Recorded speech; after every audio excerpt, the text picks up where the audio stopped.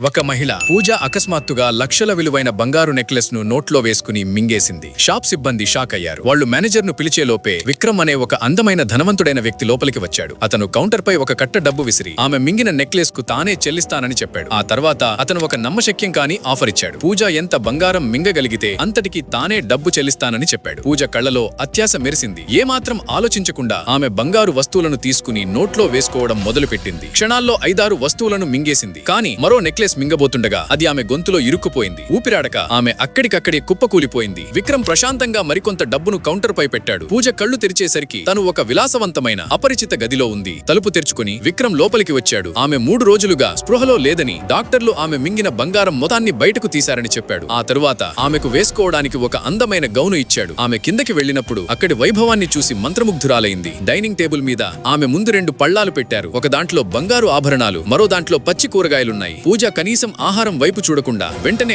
ఆభరణాలు ధరించడం మొదలుపెట్టింది. విక్రమ్ కరికొంత బంగారం తెచ్చి ఇదంతా నీకే సొంతం కావచ్చు, కానీ ఒక షరతుందని చెప్పాడు. 7 రోజుల పాటు ఏమీ తినకుండా తాగకుండా ఇక్కడే ఉండాలి. ఒకవేళ ఆశపడి తింటే నీకు ఏమీ దక్కదు. సంపదపై ఉన్న వ్యామోహంతో పూజ ఏమాత్రం సంకోచించకుండా అంగీకరించింది. 5 రోజుల పాటు ఆమె ఆకలిని నియంత్రించుకుంది. కానీ ఆ తర్వాత ఆకలి భరించలేకపోయింది. ఆమె రహస్యంగా వంటగదిలోకి వెళ్లి తినడానికి ఏదైనా వెతకడం ప్రారంభించింది. కానీ విక్రమ్ సరిగ్గా ఇదే క్షణం కోసం ఎదురు చూస్తున్నాడని ఆమెకు తెలియదు. ఆమె అత్యాశ ఆమెను నేరుగా అతను పన్నిన ఉచ్చులోకి నడిపించింది.